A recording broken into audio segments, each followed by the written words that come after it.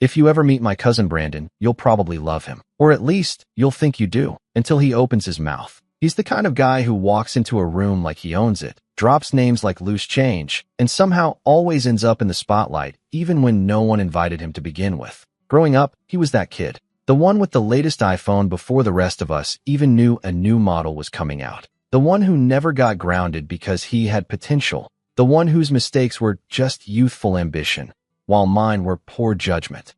Yeah, that kind of cousin. My name's Ryan. I'm 33 now, but this all started when I was around 7 years old, sitting at the kids' table during Thanksgiving while Brandon bragged about the new go-kart his dad got him, just because. I still remember how the cranberry sauce on my plate looked like blood when I stabbed it too hard with my plastic fork. I hated how everyone laughed along as he listed off everything he'd gotten that month like it was some kind of royal decree. But I didn't say anything. Not then. Brandon was my mom's older sister's only child, which in our extended family might as well have made him the crown prince. Aunt Linda was one of those suburban matriarchs who dressed like every event was a charity gala and spoke with the slow, deliberate cadence of someone used to people hanging on to her every word. She married Uncle Greg, a lawyer with enough slickness to make a snake uncomfortable. Between them, they created Brandon, the golden child. Meanwhile, my mom raised me alone after my dad dipped before I was born. We didn't have much.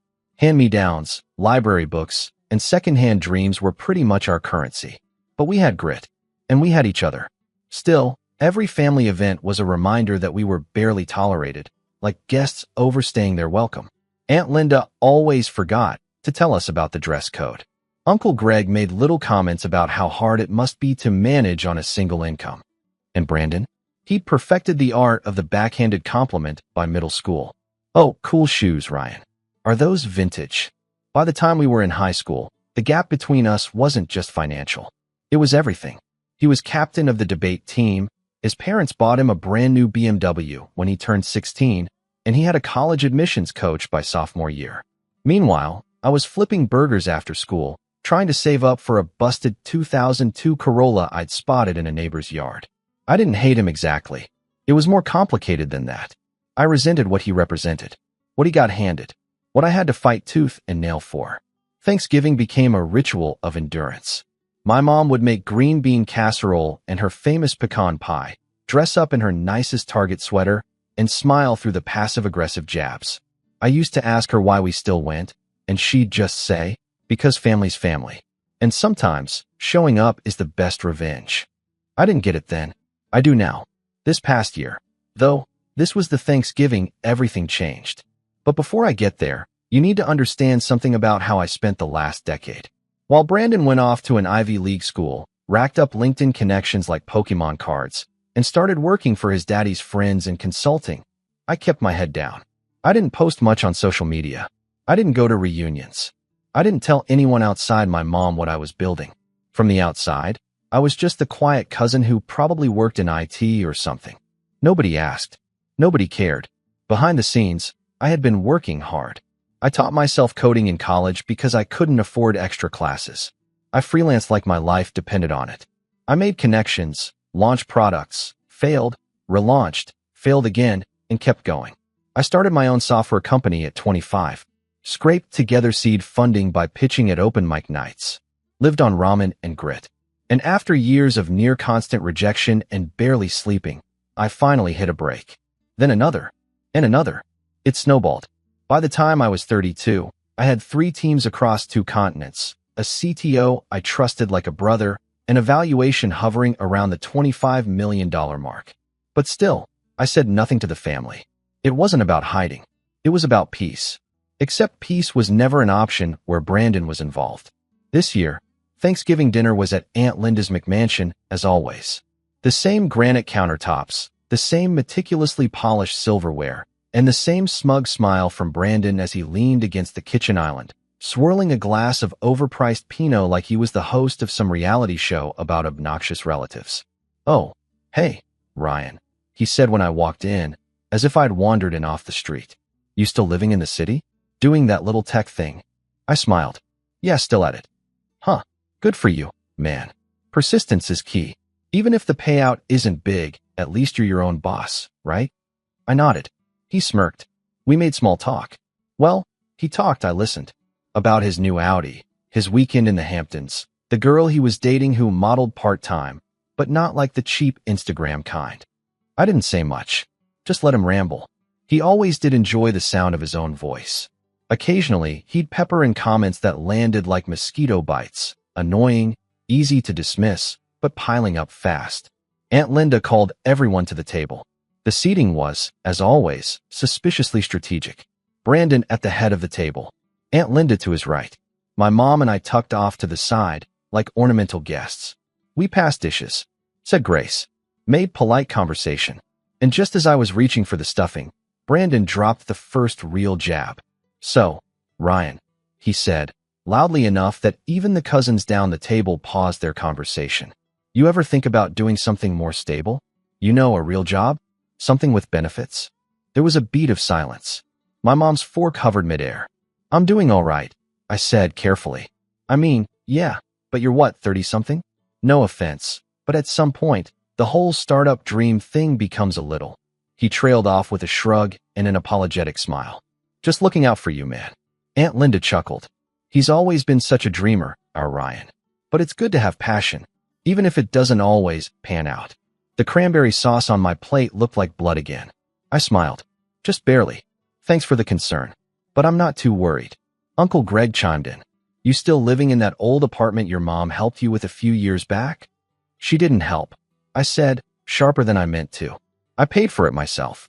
He raised his eyebrows, but Brandon jumped in before the tension could settle. You know what you should do? He said, eyes lit with fake enthusiasm. Take some business courses. Get a mentor. I could introduce you to some of my guys from school. They're always looking for assistants or junior developers. Thanks, I said. But I'm good. That's when he laughed. Actually laughed. Come on, man. Be real. There's no shame in asking for help. We're family. Something in me flickered. Not anger. Not yet. But a kind of awareness. A countdown starting in the back of my mind. He kept talking. About his six-figure bonus, his investment portfolio, the beach house he was looking into for Q1. He dropped terms like assets under management and diversified holdings like they were seasoning for the turkey. And through it all, my mom stayed quiet. She kept eating, kept smiling. I knew what she was thinking. I knew she wanted me to let it go. But something about that night, maybe it was the wine, maybe it was the years of holding my tongue, maybe it was just the sheer arrogance in Brandon's voice, made me pause. Because I had a secret. One I hadn't told any of them. One that would change everything if I dropped it into the middle of that perfectly curated dinner like a grenade. I looked across the table at Brandon, still rambling, still smug. And I smiled. I was done being quiet. But I didn't speak yet. Not just yet. First, I wanted to make sure they were really listening. And the moment came faster than I expected. Brandon always had this way of turning a normal conversation into a performance. Every sentence was a setup, every detail a humble brag, and every compliment a veiled jab. After years of hearing it, you'd think I'd be numb. But that night, it felt different. It wasn't just the way he looked at me, like I was still that scrawny kid eating off the chipped plate at the card table. It was the way everyone else looked at him. Admiring, indulgent, like a favorite pet doing another one of his tricks. He was halfway through a story about some yacht party in Miami, the kind where you don't post pictures, if you know what I mean, when Aunt Linda interrupted. Brandon, sweetie, did you tell them about the Mercedes yet? He smirked, wiped his mouth with his napkin like some twisted royalty, and leaned back in his chair. Oh, right. Yeah, got the AMG last month. It's not even out in the States yet. One of my clients pulled a few strings. Someone down the table whistled. My uncle chuckled. That's my boy, he said, raising his glass. Meanwhile, my mom sat across from me cutting turkey into small, even pieces, like that would keep her hands from shaking. She hated these conversations, especially when they turned into a parade of everything Brandon had that I supposedly didn't. Not that she said anything. She never did. That was her way. Endure with grace. But this wasn't grace. This was something else. This was humiliation wrapped in linen napkins and served with sweet potatoes and smug smiles. So what about you, Ryan? Brandon asked, turning back to me with a theatrical curiosity. Still doing coding stuff? I sipped my water. Still running my company, yeah? Oh, right. He tilted his head. Freelance or product-based. SaaS and API integrations. Scalable platforms. He blinked. Huh. Then he looked around the table like I'd just recited a spell in Latin. Man, you always were the technical one. Aunt Linda gave a polite laugh, as if I'd made a joke. Then the moment I didn't see coming hit like a slap. Actually, she said, turning to my mom with the voice of someone ordering wallpaper samples. Linda Kavanaugh. You remember her, right? Her son works for Amazon now. Full-time. Stock options. You must be so proud, Ryan. My mom looked up, confused. Then she gave a tight-lipped smile. That's nice. But Ryan's doing well on his own. Aunt Linda waved her hand. Oh, of course. It's just nice to see young people find something secure these days. I clenched my jaw. Secure. That word again. Like I was a ticking time bomb of missed opportunities and bad decisions. Like I didn't know what I was doing with my life. Like everything I'd built was just some side project I'd abandoned when I grew up. Brandon took the cue. Actually, Mom, speaking of stability, I've been meaning to ask you something, Ryan. He leaned forward, elbows on the table, voice dropping to something falsely sincere. You ever think about selling? I know some investors who are scooping up micro companies like yours. You could make, I don't know, 6 figures? Maybe low 7s if you play your cards right. My mom looked at me, concern flickering across her face. I took a deep breath. We passed $20 million in ARR last quarter. Silence. It was the kind of silence that lands hard and shatters into a dozen confused glances. Even the clink of silverware stopped. Brandon blinked. Sorry, what? I looked him dead in the eye. Annual recurring revenue. Over $20 million. We closed a Series B round 6 months ago. Uncle Greg laughed, short and sharp. You're joking. I shook my head. Nope. We're valued just under $25 million right now. Planning a buyout in the next 18 months. Another beat of silence. Aunt Linda looked like someone had slapped her with a cold turkey leg. Brandon's mouth opened, then closed. My mom stared at me with wide eyes. You never told me that. I shrugged.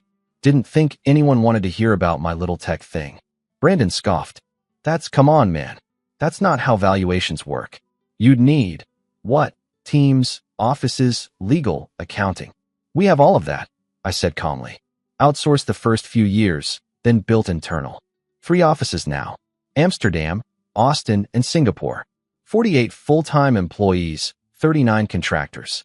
He leaned back, his smirk twitching like it wanted to collapse into something less pretty. So you're saying you're sitting on $25 million? I'm saying the company is. I pay myself modestly. Most of it's in equity. Aunt Linda, bless her icy soul, recovered first. Well, she said, reaching for the wine. Isn't that something? But the vibe had changed. You could feel it. Like someone had flipped the power off and now all the glossy facades were dimming. No one really knew what to say. Except Brandon. He stood up, walked around the table, and clapped me on the back like we were frat brothers. Well, damn, cousin, he said loudly.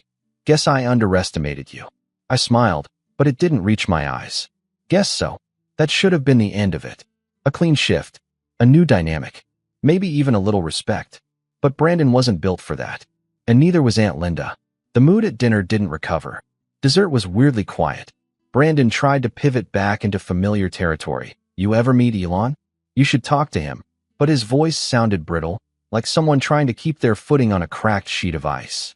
Aunt Linda, meanwhile, made a point of mentioning that Brandon's new condo had heated marble floors and actual Versace tile in the bathroom, which felt like the verbal equivalent of throwing a glitter bomb and hoping we'd all be impressed.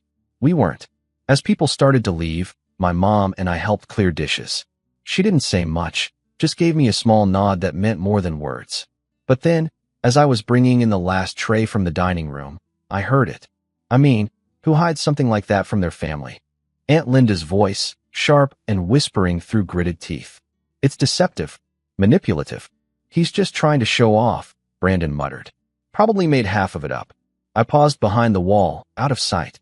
You know he used to copy my homework in middle school? Brandon added. Swear to God, Mom. This guy's a fraud. My hands tightened around the tray. He's always been like this, Aunt Linda replied. Lurking in the background, waiting to make a scene. Look at tonight. Thanksgiving, of all times. And what does he do? Drops a number like that in front of everyone. Everyone. It's tasteless. Unnecessary. And frankly, I don't believe it. A pause. Should have been Brandon, she whispered. He's the one with real connections. That's when I stepped into the room. They froze, like actors caught out of character. I didn't yell. I didn't accuse. I just looked them both in the eye. I built it from nothing, I said quietly. No trust fund. No connections. No help. And the only reason I never said anything before tonight was because I was trying to protect this. I gestured around the room. This illusion of family. Brandon opened his mouth, but I kept going. I thought maybe if I stayed quiet long enough, you'd stop seeing me as the poor kid in the corner. But now I get it. It was never about me.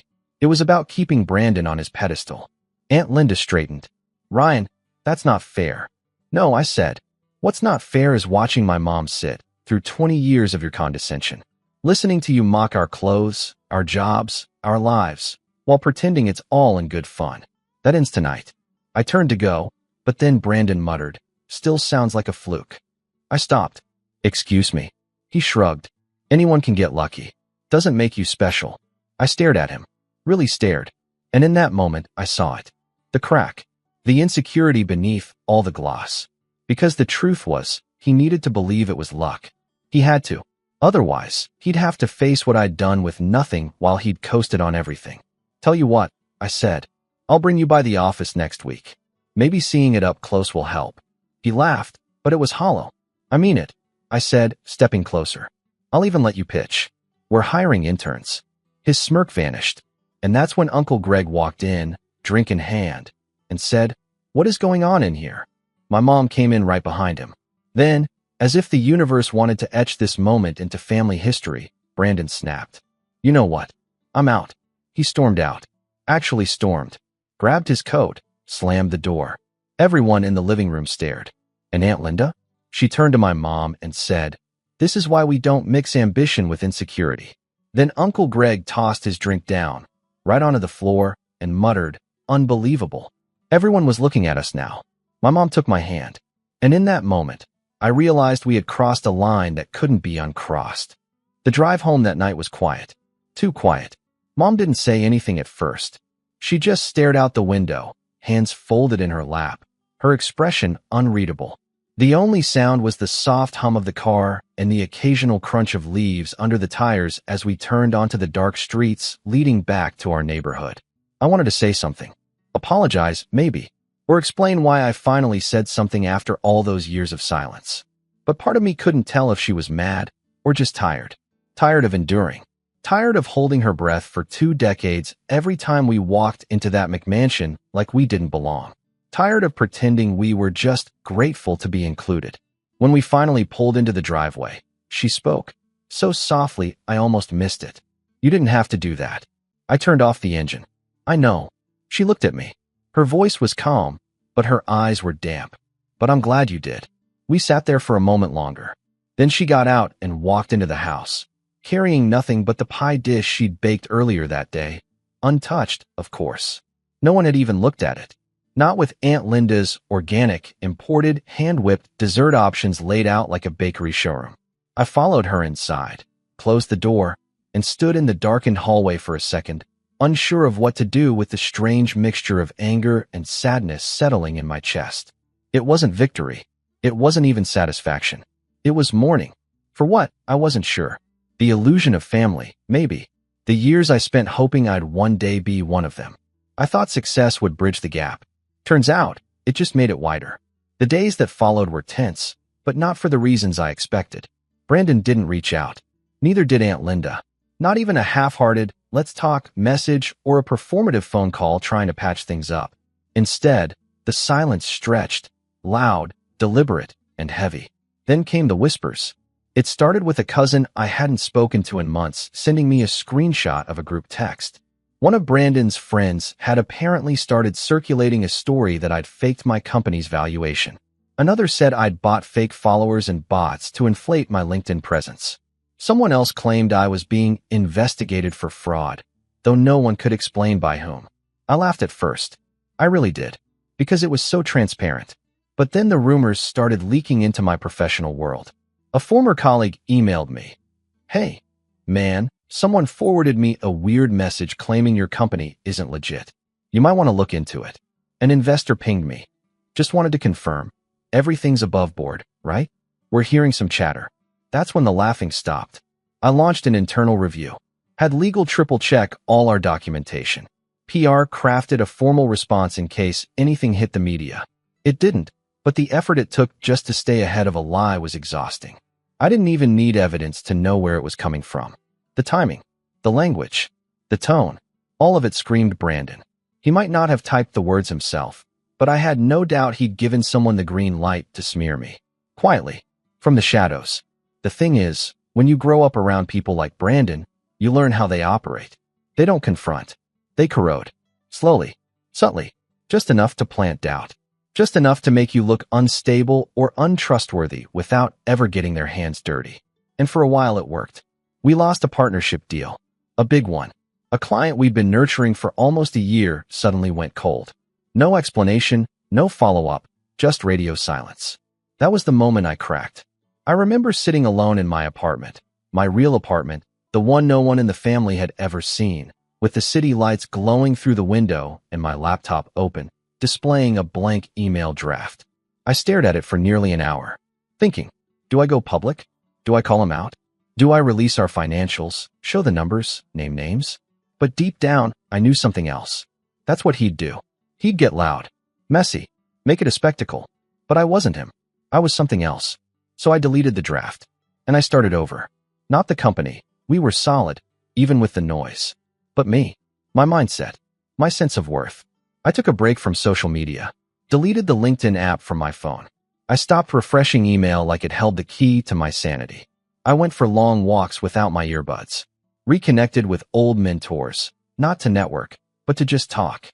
I spent more time with my mom. Helped her with her garden. Cooked dinner without checking Slack every 10 minutes. Slowly, I found the version of myself I liked. Not the one chasing approval. Not the one quietly competing with a cousin who never played fair. Just me. I still ran the company, of course. But I stopped letting it define me. I started working on a new product in secret. Something smaller. More personal. A platform to help first-generation entrepreneurs access tools and mentorship without paying thousands for webinars or boot camps. I didn't announce it. I didn't raise money. I just built it. Nights, weekends, between meetings. Quietly. Like planting seeds no one else could see. One day, my mom walked into my home office with 2 mugs of tea and said, "You look lighter." I looked up from my laptop. Lighter. She nodded. Like you're not carrying so much. I thought about it. Maybe I'm just carrying different things now. She smiled. Good.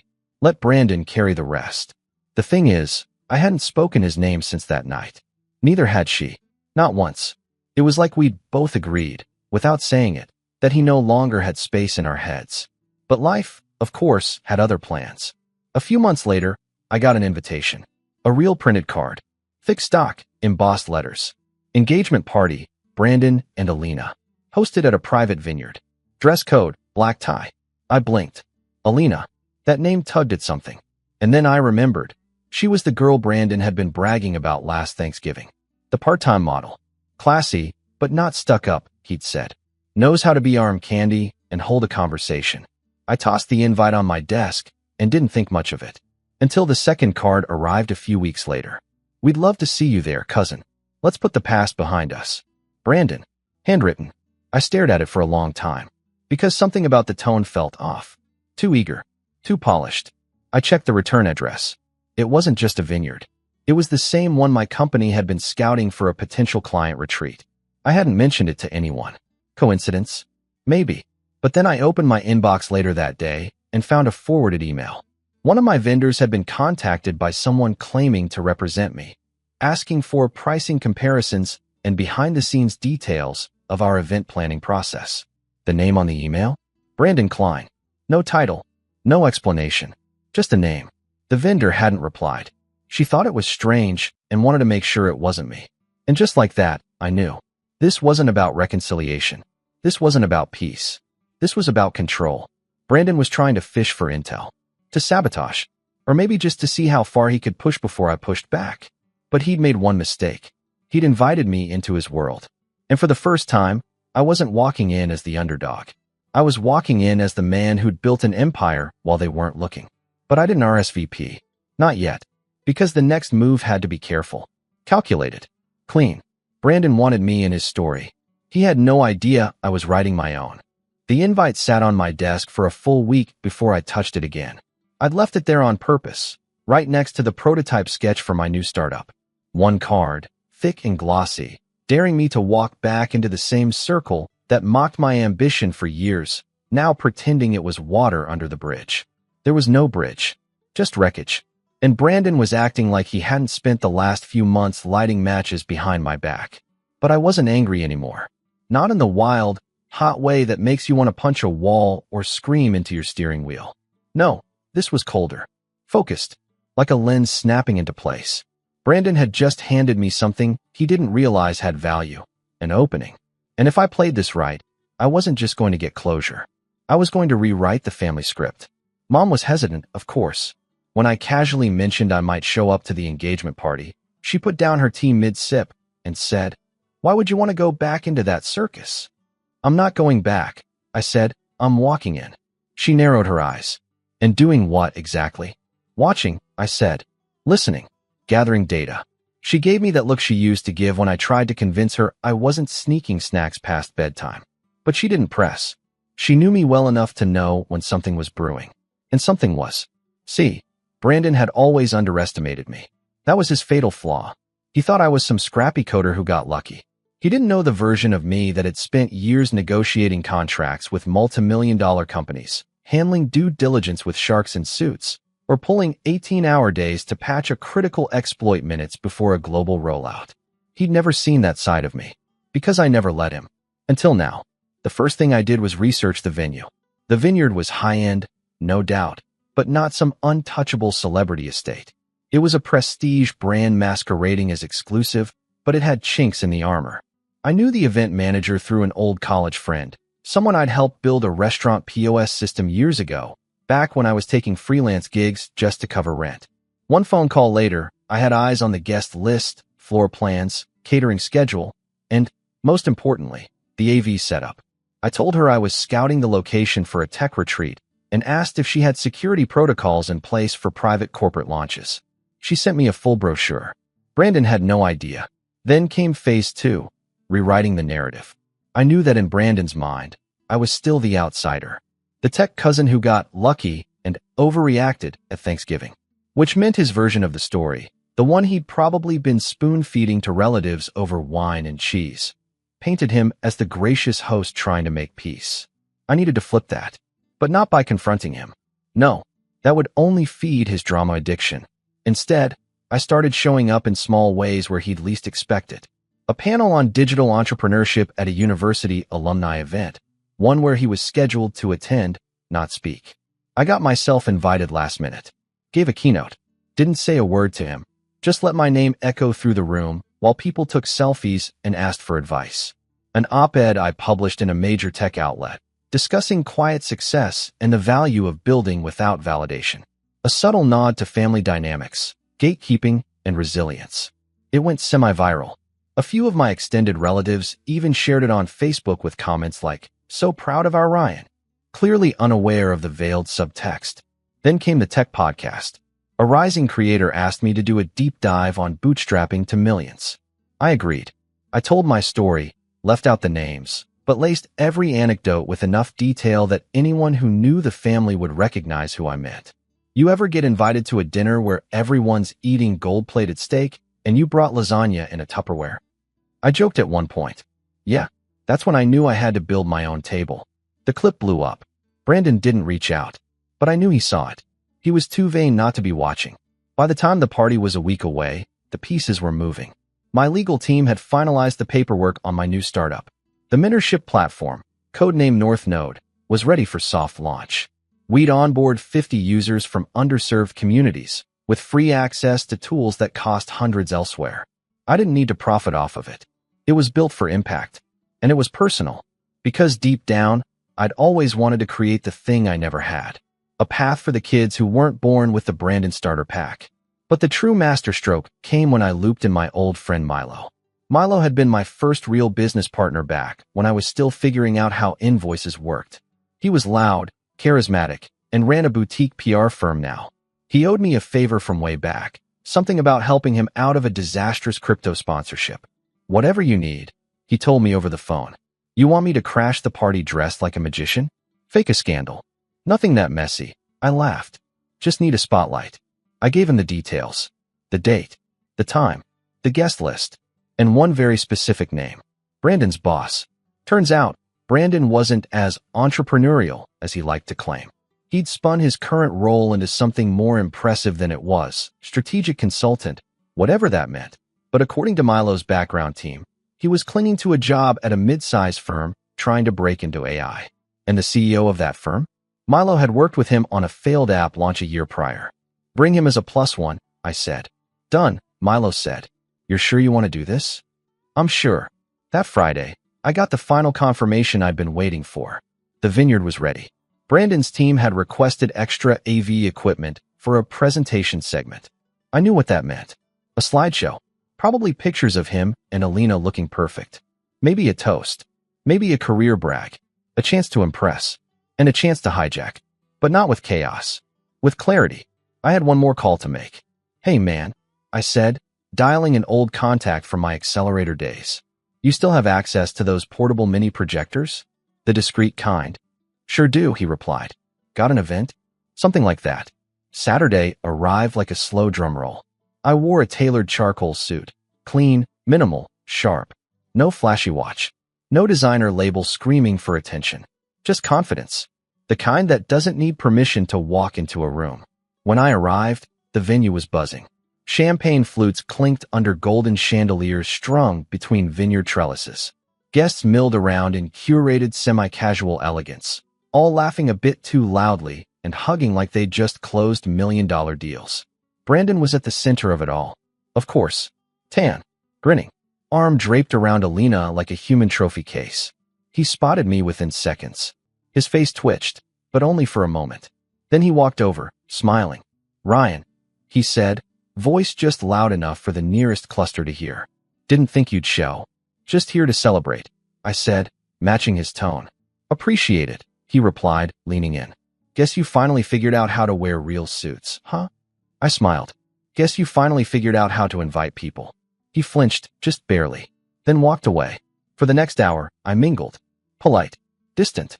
Watching. Waiting. At 8:20 p.m., the lights dimmed. Brandon took the mic. Thanks everyone for being here, he said.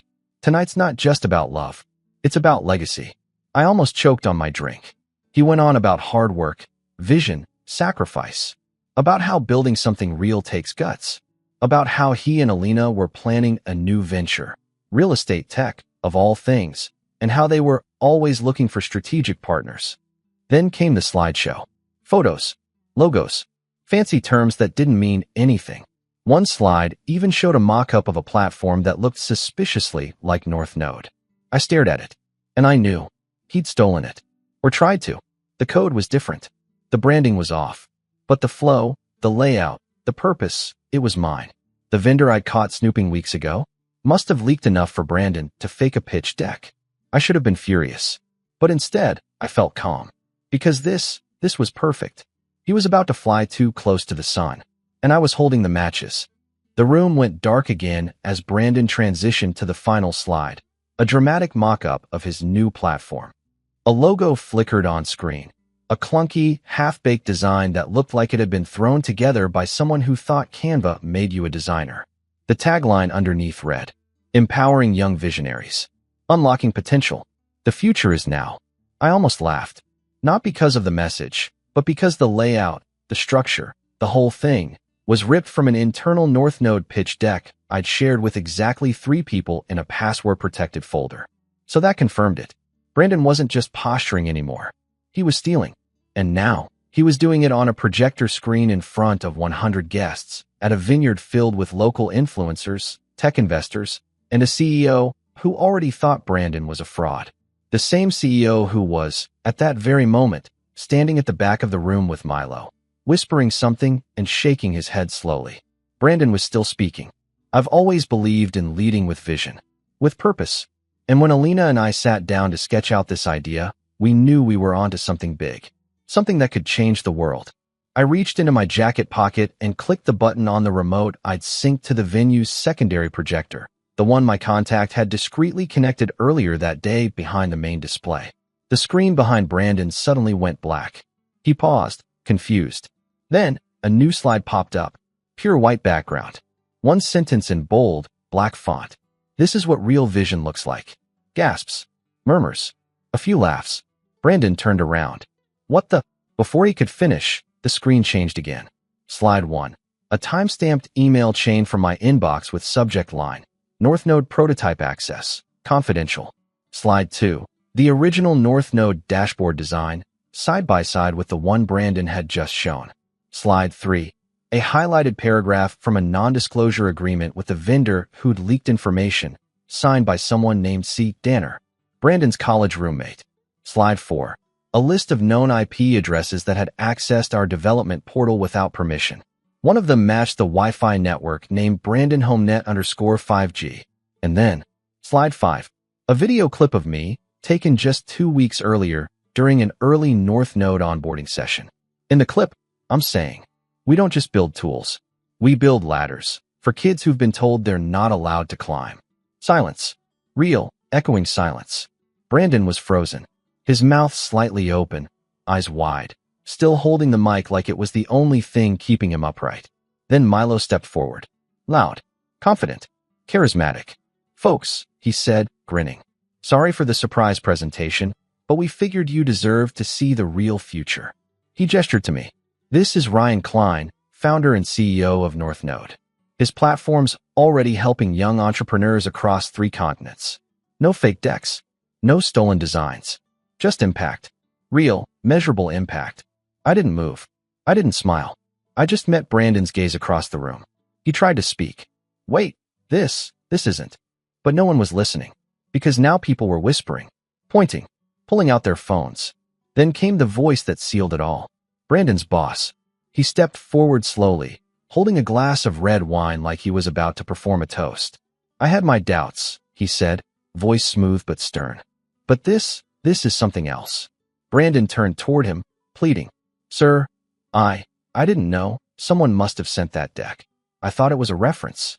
The CEO held up a hand. "Don't. Just don't." He turned to Milo. "Can I speak to you and Mr. Klein outside?" Milo winked. "Of course." As the 3 of us walked past Brandon, I paused. "By the way," I said quietly, leaning in so only he could hear, "you should probably stop using public Wi-Fi to steal code." He stared at me, stunned. I didn't wait for a response. Outside, under the vineyard's canopy lights, the air smelled like grapes and gasoline. The CEO shook my hand. "Hell of a move in there." I shrugged. "Just tired of being polite." "I respect that." He pulled out a business card. "If you're ever looking for acquisition partners, real ones, give me a call." I nodded. "I'll think about it." Milo chuckled. "That went better than planned." "I'm not done," I said, because the real fallout hadn't even started. By the next morning, the video of the vineyard incident was circulating on Instagram stories and Twitter. Someone had recorded the moment the screen switched. Another had zoomed in on Brandon's face when the slide about the IP address showed up. A tech blog picked it up by noon. By Sunday, Brandon's LinkedIn profile was deactivated. By Monday, I got a call from my mom. Her voice was cautious. "Ryan, did you really need to go that far?" I took a breath. "Maybe not. But he wasn't going to stop, Mom. Not until he broke something I built." She was quiet for a second. Then she said, "You didn't break him. He did that to himself." And she was right. Brandon didn't just lose a job or a reputation. He lost the one thing he built his identity around, the illusion of success, the curated persona, the constant performance. And without it, he was just a guy in a suit with nothing to say. 3 weeks later, I launched North Node officially. We got press. Investors reached out. I declined most of them. I wanted to keep it clean. I wanted to keep it mine. Mom came to the launch, wore her best coat, cried when she saw the first mentorship circle form around a group of teenagers from low-income schools. "This is what you've been doing all these nights?" she asked, wiping her eyes. "Yeah," I said. "This is what I've been building while they weren't watching." I never saw Brandon again after the party, but I heard he tried to apply for a job at a startup accelerator a few towns over. Didn't get it. Apparently, one of the interviewers had been at the vineyard that night. Small world. Funny how that works. You grow up thinking the best revenge is proving them wrong. But it's not. The best revenge is proving yourself right and letting them choke on the silence that follows. Because I didn't just build a business. I built a legacy, one they'll never be able to copy.